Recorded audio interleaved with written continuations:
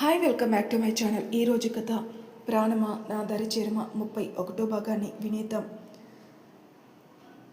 శివాని పడిపోయేలోపే అమాంతం అతని ఎదపై వాలిపోయింది. శివాని నడవడం కూడా సరిగా రాదా అన్నాడు.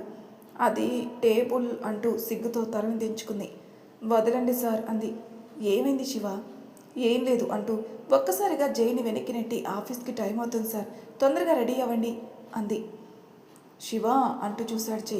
అతని చూపుల దాడి తట్టుకోలేక కంగారుగా బయటకు వచ్చేసింది శివాని. ఫాస్ట్గా కొట్టుకుంటున్న గుండెపై చేయి వేసుకుని భయంగా కిందికొచ్చింది. శివాని, హా ఆంటీ. ఏంటి అలా ఉన్నావు? ఏం లేదా ఆంటీ, నేను బాగానే ఉన్నాను. సరే విద్య, నువ్వు తొందరగా రెడీ అవ్వండి, గుడికి వెళ్దాం. సరే ఆంటీ అని శివాని విద్య రూమ్కి వచ్చింది. కానీ విద్య లేకపోవడం చూసి ఆలోచిస్తూ అన్ని రూమ్స్ చూసింది. ఏంటి శివాని, పొద్దున్నే ఎవరి కోసం వెతుకుతున్నావు?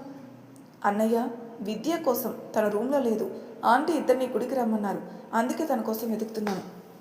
ఇక్కడే ఎక్కడో ఉంటుంది, పని పాట దానికి అనుకుని ట్రేలో ఉన్న కాఫీ తీసుకుని, ఆ మహారాణి కోసం నువ్వేం వెతకాల్సిన అవసరం లేదు, కానీ నువ్వు రెడీ అవ్వు. పర్లేదన్నయ్య, బయటగానే ఉందేమో చూస్తాను అని చెప్పి శివాని అక్కడి నుంచి వెళ్ళగానే విజయ్ ఆలోచిస్తూ ఉన్నాడు. కాఫీ సిప్ చేస్తూ టెర్రస్ పైకి వెళ్ళాడు. కింద పడుకొని ఉన్న విద్యని చూడగానే షాక్ అవ్వాడు విజయ్. అంటే నైట్ నుంచి ఇది ఇక్కడే పడుకుందా అనుకుని విద్య దగ్గరకు వచ్చి చూశాడు. ఏడవడం వల్ల ముఖమంతా ఉబ్బిపోయి ఎర్రగా కందిపోయింది. కన్నీటి ఆనవాలు ఆమె చెంపల మీద స్పష్టంగా తెలుస్తున్నాయి. విద్య అంటూ ఆమె చెంపపై చేయి వేసి ఒక క్షణం అలా చూస్తుండిపోయాడు. విద్య అంటూ ఎంతో మెల్లగా పిలిచాడు.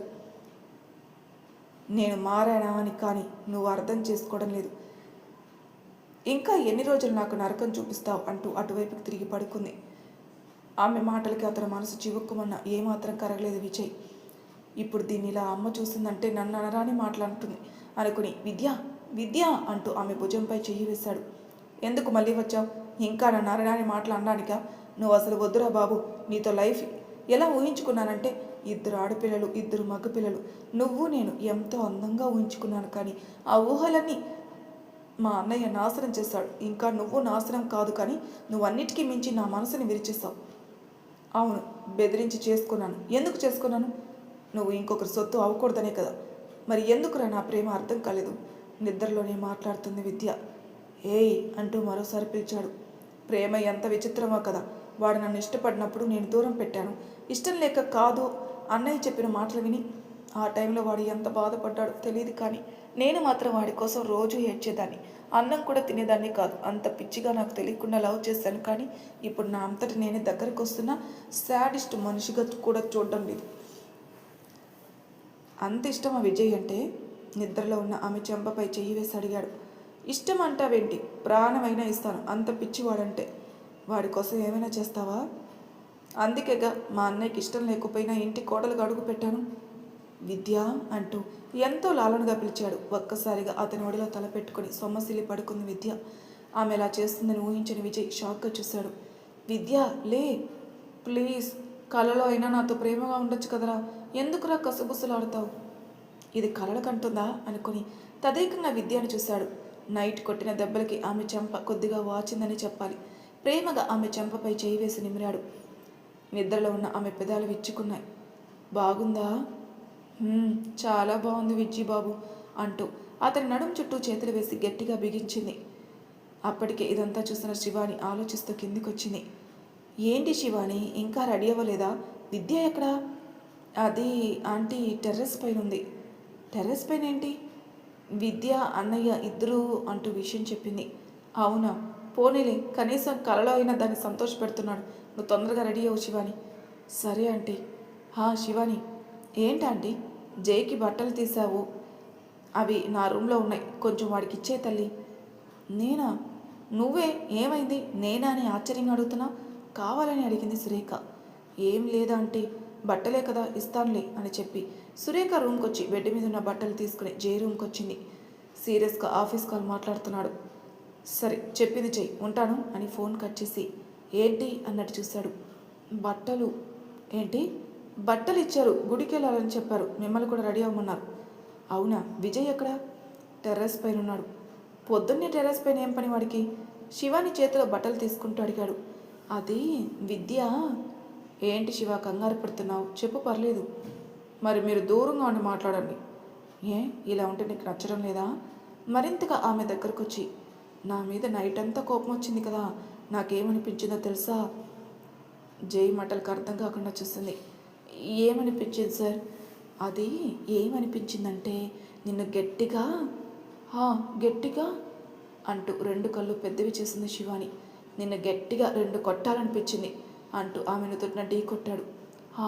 ఎందుకు కొడతారు? నేనేం తప్పు చేశాను? అయినా ఎవరైనా లిఫ్ట్ ఇస్తానంటే అలా ఎలా కారెక్కేస్తావు?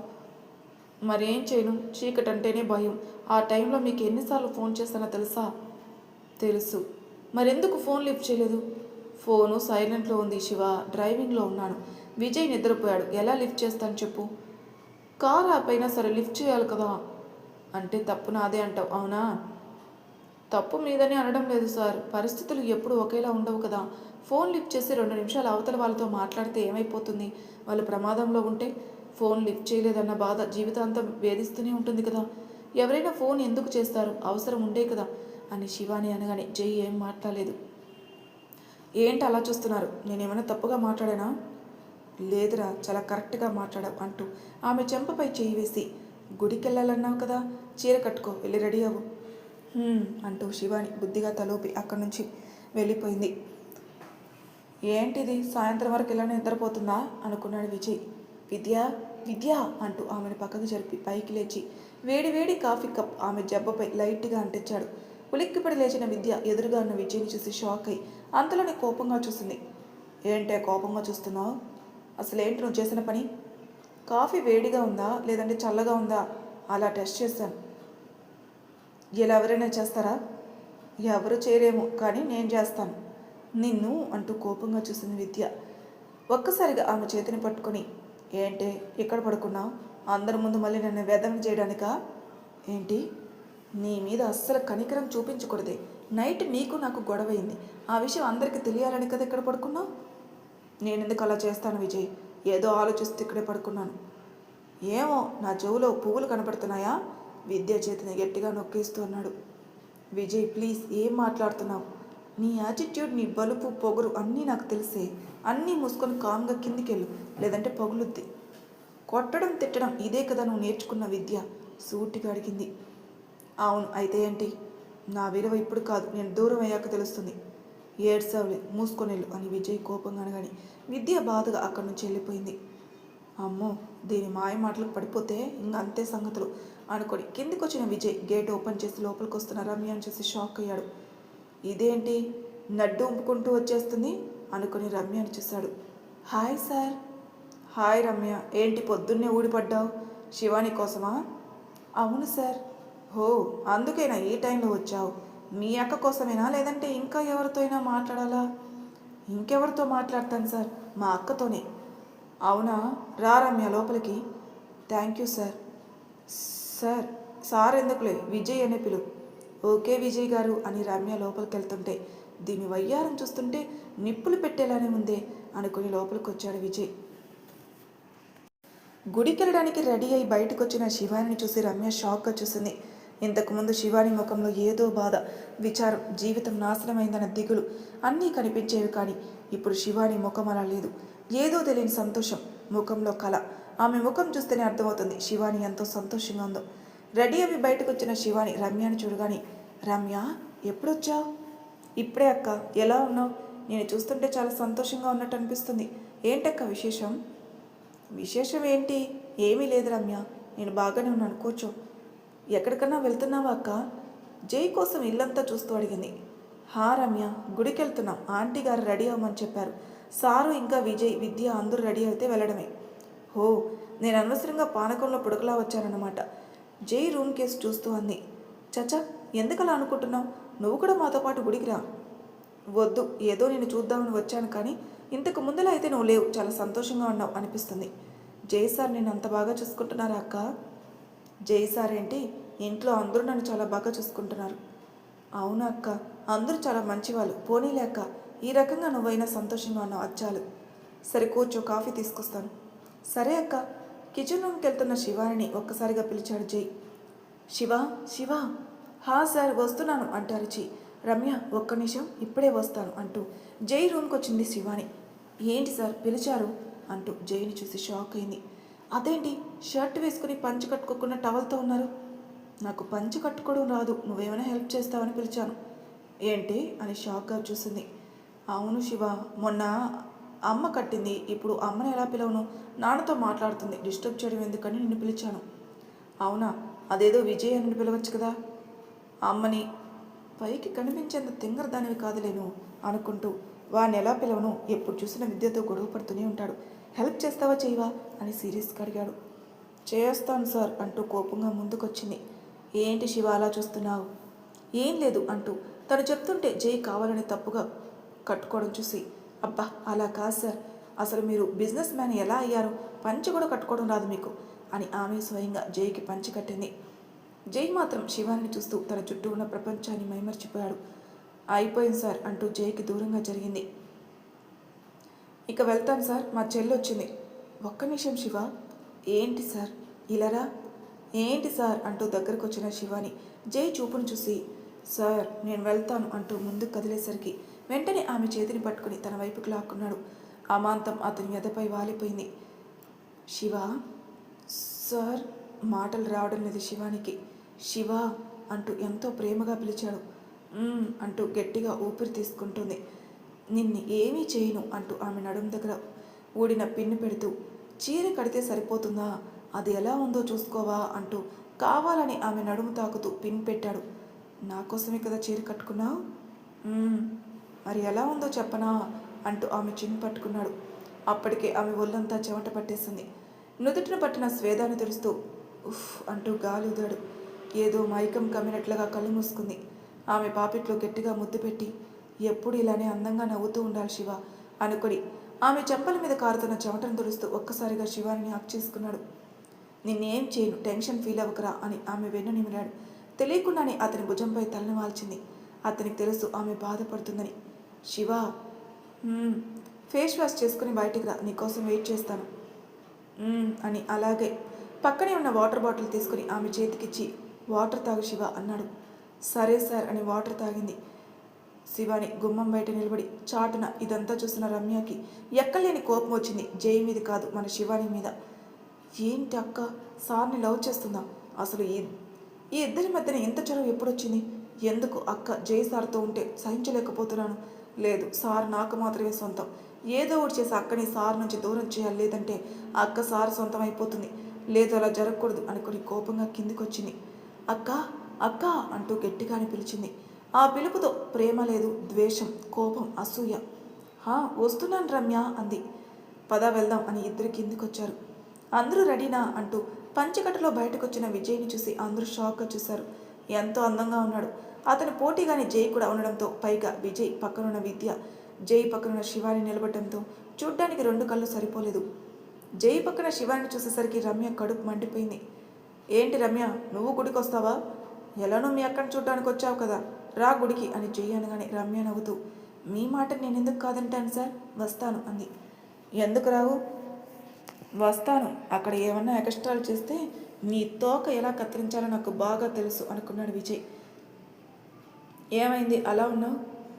నేనెలా ఉంటే నీకెందుకే అంటూ చీరలో అందంగా రెడీ అయిన విద్యను చూసి షాక్ అయ్యాడు. అమ్మో, దీని అందం ఏమ డేంజర్ అనుకుని కోపంగా ఒక లుక్ ఇచ్చి, అమ్మ రండి వెళ్దాం అన్నాడు. పదండి అని అందరూ బయటకు వచ్చారు.